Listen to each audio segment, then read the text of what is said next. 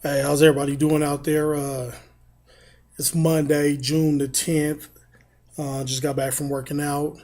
It went really well. I figured something else out that you got to add a post workout shake or something in order to get your energy back up. That's something I haven't been doing. What I found is like I'm good throughout the workout, but afterwards I just kind of feel a little sluggish. And I think that's because I'm not getting anything back into my body until I go eat. But I think that that's something that you should add and keep fluids in you while you're working out. Um, I don't know. No, I'm doing no weights this week on top of my regular weights, so no extra 50 or 100 pounds. I really broke my body down with that last week, and so I'm gonna go a week on, a week off. But I am going to the two a day of I did about 30 rounds of cardio this morning. I'll do another probably 15, 20 rounds of cardio this evening, and then sparring tomorrow over with Kenny Lamos, the Sagrado Warrior, and Rodney Moore, and a few other people. Try to get that posted up here. Uh, let's see. I think that yeah, just find somewhere where you're comfortable. I had went up to I think it was like 40 rounds of cardio, and I found that that kind of is almost too much. So I brought it back down to 30. So that's what you should go out and do. Just try to find whatever's the good balance for you to keep you moving. Everybody out there that signed up for my challenge, keep up the hard work. I'm proud of you guys. Anybody that hasn't signed up, you're more than welcome to go to Black Rose on Facebook or go to Roosevelt Parker on Facebook, and then you could get the link over, and then you can sign up anytime. It ends on Labor Day weekend. It's just that if you sign, the later you sign up, the less time you have to lose weight. In order to win the money. What else? I wanted to touch bases on a few things as far as I was thinking over the weekend about when I first came to Colorado the first time. My mom and my stepfather brought me out here because they came with a job called Inventive Packaging. The first place I ever went to out here was Castle Rock, and the people couldn't have been nicer. I think I was like 11, something like that. I was little. And the people in Castle Rock, it was awesome out there. People always ask me when I say that, they're like, you didn't go through any prejudice or anything. I'm like, no, for a small town, they really embraced our family. And we were the only black family there for a while. Then one other black family came in. And I remember friends that they wouldn't be home and their parents would be like, oh, just go in, it's unlocked. And I thought that was real awesome. I never really dealt with racism until I was older, like junior high, high school, and I had come back to Colorado. Then I dealt with a few things, and that was in the metro area down here in Denver. And but yeah, Castle Rock was an awesome place, man. I can honestly say that the time that I spent in the community was really good, playing sports, swimming, everything like that. The only bad part was my stepfather because he was abusive, and ultimately I ended up calling back home to Arizona and leaving to go back down there because my stepdad had punched me in the face, and had my nose bleeding and everything everywhere. So I ran away and called back for my dad and everybody to get me back home, and so I left Colorado. But the city of Castle Rock was a beautiful place, and it was really, they really embraced us open armed. In my life, like I say, being black, and Indian, Native American. I just have never really faced any racism until I was older.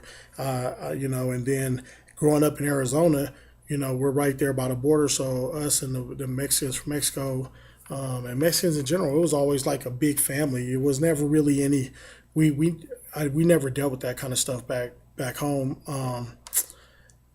Let's see. trainer Dickie Woods asked, he posted a good question on my Facebook page. When are we going to start fighting amongst all of us that are sparring and stuff? And Steve Mestis over at Airtight Boxing is supposed to be working on that. Anybody out there in the world, if you want to give them a call, you know what I'm saying, we're ready to go, and we can make that happen. We're definitely, the calls are out, things are going on. We will definitely be fighting really soon because we are ready. Just to answer that question, let's see. I don't know. I found that there's a few people on here that on that follow me on Facebook and following me on this channel that have said that I inspired them to make choices in their life, and I just want everybody to understand when I give when I tell about my life or when I give my opinion of the things and places that you should be heading to, it's not it. I want to inspire you to make the best decisions for your life. So don't take the things that necessarily I did as the best choice. Take it as a little bit of food for thought. Mix it with whatever you're feeling or whatever you feel is good for your life, and then take that and move to the next level with what you want to do, no matter what it is. Because everything that's good for me might not be good for you, and everything that's good for somebody else might not be good for me. But you take a little bit, you add it to your own life, and then you allow that to make you strong, and you move forward. Let's see. We definitely have that heavyweight boxing sparring tomorrow night. Anybody in the state, you're welcome to come. Any heavyweights, you're welcome to come. If you're a cruiserweight, you still can come, but be sure that's what you want to do. Anything lighter than that, you shouldn't do it. But it's definitely open doors. Anybody that wants to come watch or anybody that wants to come in and join in, you're more than welcome to come down with us. Just let us know on Facebook or wherever or on here, and we'll get you the information. Yeah, I want to see everybody stepping it up. If you was doing a mile last week of just walking or running or working out, whatever in your day, whatever it was you were doing last week, let's do a little bit more this week. You ain't got to go from a mile to 2 miles, but let's go from a mile to a mile and a quarter. You know what I'm saying? Or let's go from if you were working out and you did 8 reps, let's get 10 reps, but let's just increase it a little bit at a time so that we could continue to move forward so that you could get to where you want to get to in your life. If it might not be working out. If last week or whatever it was, making changes at work, coming in and doing a better job or trying to excel and get that promotion, do a little bit more this week. If you were cleaning up your life, getting rid of some of the so-called friends in your life, do a little bit more this week. Go a little bit more in depth with that. If you were trying to fix your home life, do a little bit more.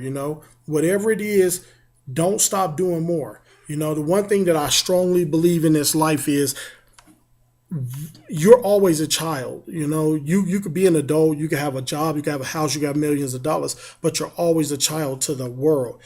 So you should never stop learning. Never stop learning about yourself. Never stop learning about what's around you. Never stop learning about your friends and just the things that you like, because it'll change over time.